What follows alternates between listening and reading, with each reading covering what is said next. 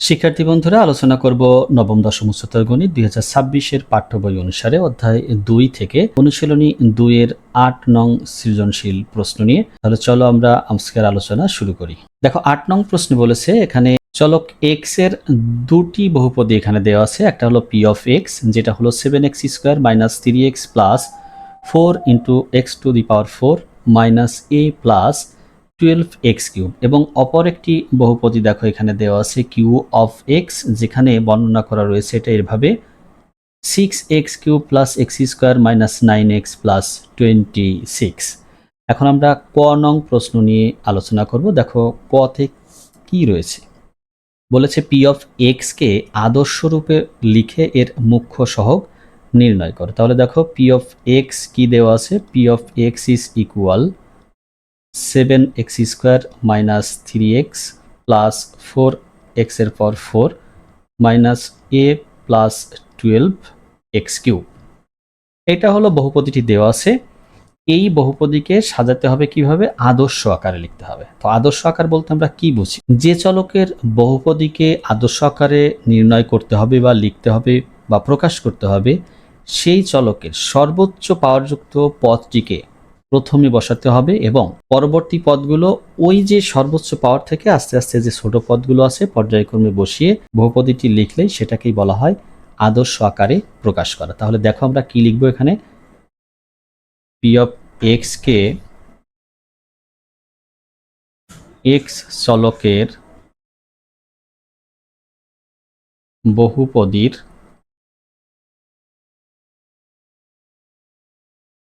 আদর্শ আকারে লিখে পাই। দেখো কেমন হয় লিখলে, p of x is equal সবচেয়ে বড় পাওয়ারযুক্ত বা মাত্রাযুক্ত পদটি হলো 4x টু দি পাওয়ার 4। এটাকে লিখবো আমরা এরকম 4 ইন্টু x এর পাওয়ার 4। তারপর দেখো রয়েছে কিউবেরটা অর্থাৎ 12x কিউব। এরপর রয়েছে x স্কোয়ার অর্থাৎ 7x স্কোয়ার মাইনাস 3x, এবং সর্বশেষ রয়েছে a। তাহলে কি বলেছিলাম, x চলকের ঘাত বা পাওয়ার সর্বোচ্চ যেখানে রয়েছে সেই পদটিকে প্রথম পদ হিসাবে বিবেচনা করতে হবে।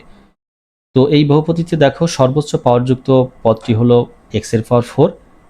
এইটাকে প্রথমে লিখেছি, তারপর ধাপে ধাপে অর্থাৎ অধক্রম অনুসারে লিখে দিয়েছি, এবং সর্বশেষ যে পদে x নেই সেটাকে লিখেছি। এখন বলেছি এর মুখ্য সহগ নির্ণয় করো। দেখো এখানে মুখ্য পদ আমাদের চিনতে হবে। মুখ্য পদ হলো 4 ইন্টু এক্স এর পাওয়ার 4, এটা হলো মুখ্য পদ। এবং মুখ্য সহগ, এই যে মুখ্য পদের যে সহগ সেটাকে বলা হয় মুখ্য সহগ। মুখ্য সহগ বলতে এখানে আমরা বুঝবো 4 কে, অর্থাৎ x এর পাওয়ার 4 অর্থাৎ x এর অংশের সাথে যে অংশটি গুণ আকারে রয়েছে সেইটাকে বলা হয় মুখ্য সহগ। তাহলে এখানে মুখ্য সহগ হবে 4, এবং এটি হলো এই ক নং প্রশ্নের সমাধান। এখন দেখো খ নং নিয়ে আলোচনা করব। খ নং এ কি বলেছে, p of x এর একটি উৎপাদক x প্লাস 2 হলে এর মান নির্ণয় করো। তাহলে p of x আমাদের দেওয়া সেটা 7x square minus 3x plus 4 into x এর পাওয়ার 4 minus a plus 12x cube. p of x এর একটি উৎপাদক x প্লাস 2 হলে তাহলে আমরা লিখবো এরকম, দেখো p of x এর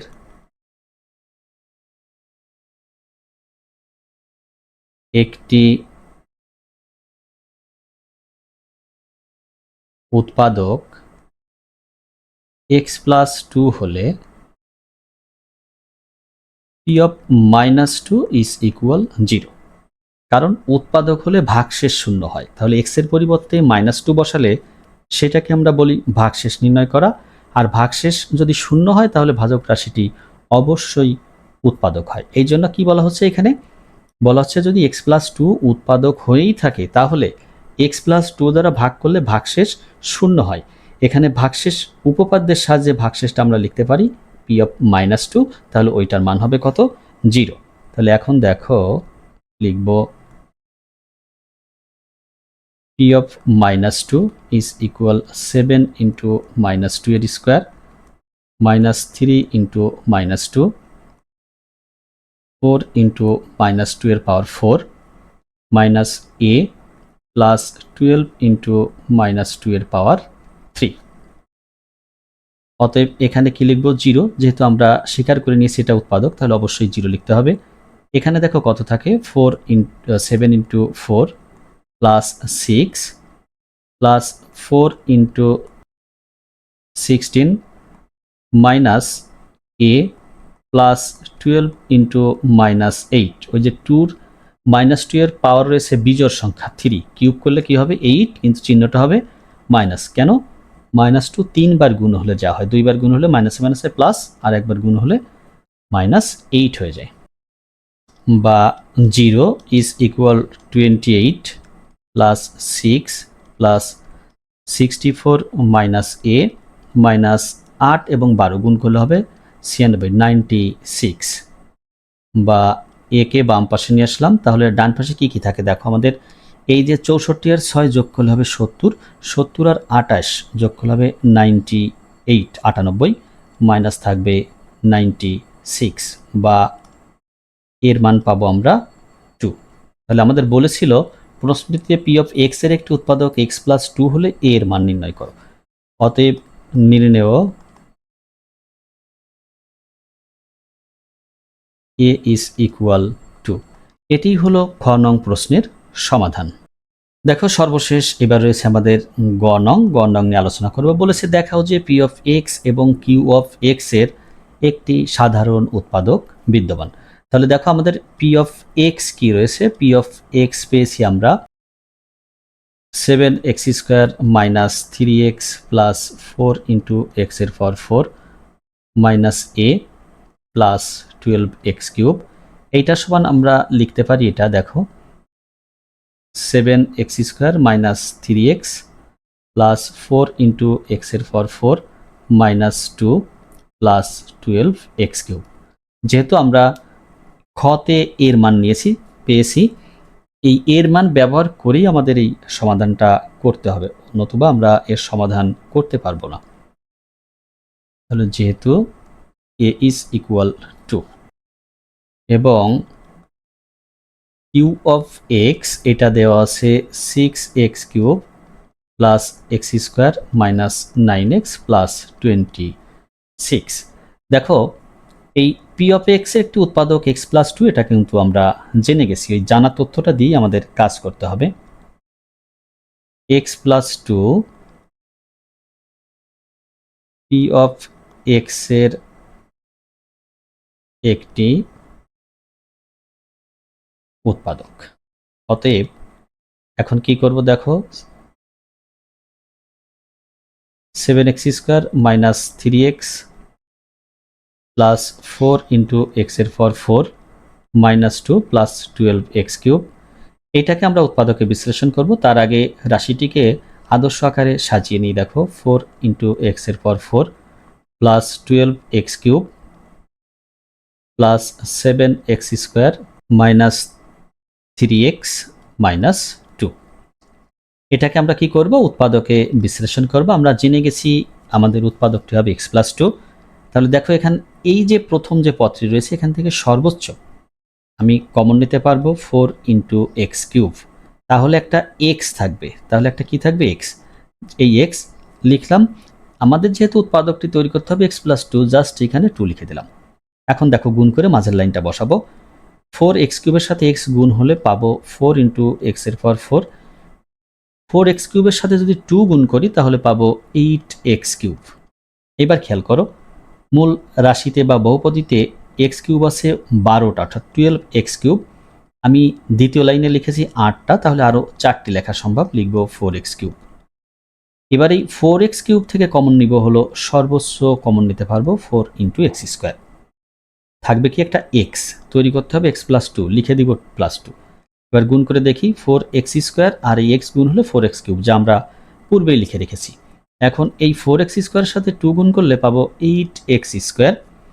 মূল বহুপদীর দিকে তাকাও, আছে 7টা x², লিখছি 8টা x², তাহলে একটি x² কি করে দিব মাইনাস, তাহলে সমান হয়ে গেল এখন এই মাইনাস এক্স স্কোয়ার থেকে সর্বোচ্চ আমি কমন নিতে পারবো একটা এক্স, লিখবো এক্স, ব্র্যাকেটের মধ্যে লিখবো এক্স, সাথে লিখবো +2, যেহেতু উৎপাদক তৈরি করতে হবে x+2।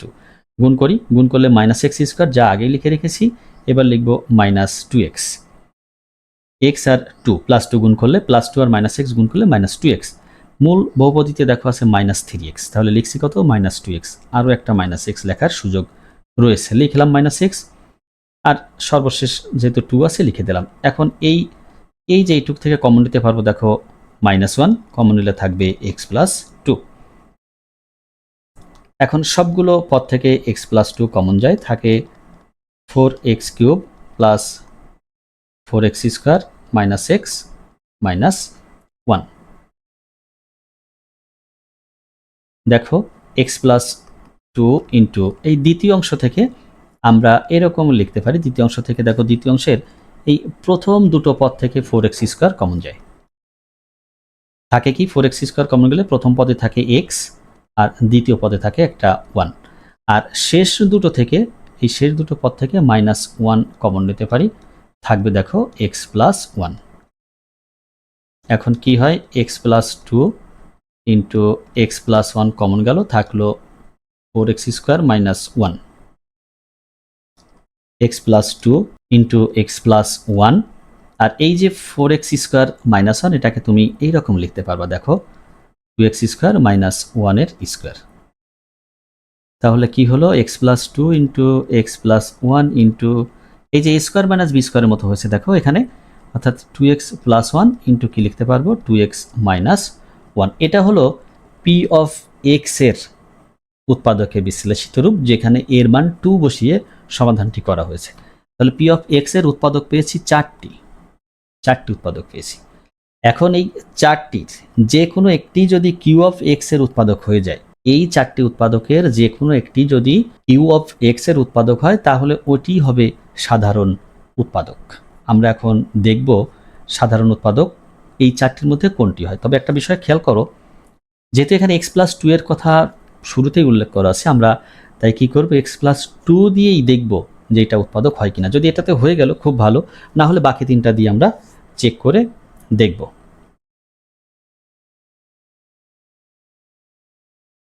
এখন q of x is equal 6x³ plus x² minus 9x plus 26। দেখব কি হয়। অতএব q of -2 বসাবো। ওই যে বলেছি যেহেতু x+2 উৎপাদকের কথা খ নং অংশে বলাই আছে, ওইটা দিয়েই প্রথমে চেক করব। q of -2 বসালে কি হয় দেখো, 6 ইন্টু -2 এর কিউব প্লাস -2 এর স্কোয়ার মাইনাস 9 ইন্টু -2 প্লাস 26। এখানে কত থাকে, -2কে কিউব করলে হবে -8, সাথে গুণ হলে হবে 48, মাইনাস এখানে থাকবে 4, এখানে থাকবে +18 প্লাস 26। দেখো একটি পদই শুধু -48 রয়েছে, আর বাকি সবগুলো প্লাস। বাকিগুলো যোগ করলে কি হয় দেখো, 26 আর 4 যোগ করলে 30, 30 আর 18 যোগ করলে 48, অর্থাৎ +48 -48 ফলাফল কত, 0। এই যে কিউ অফ -2 এর জন্য রাশিটির মান 0 আসছে, অর্থাৎ x এর পরিবর্তে -2 বসানোর ফলে রাশিটির মান 0 আসছে, তাহলে নিঃসন্দেহে x+2 হবে কিউ অফ x এর একটি উৎপাদক। তাহলে কিন্তু আমরা সাধারণ উৎপাদকটি পেয়ে গেছি। এখন জাস্ট কি করব, ওই অংশটি দেখাবো শুধু। দেখো আগের অংশটাকে একটু মিনিমাইজ করে রেখেছি জায়গা স্বল্পতার কারণে, একটু ভালো করে খেয়াল করো। এখন কি করব, এখন লিখব অতএব x+2 হবে কিউ অফ x এর একটি উৎপাদক। তাহলে কি করব, এখন ওইটা দিয়ে আমরা উৎপাদকের বিশ্লেষণটা করব। দেখো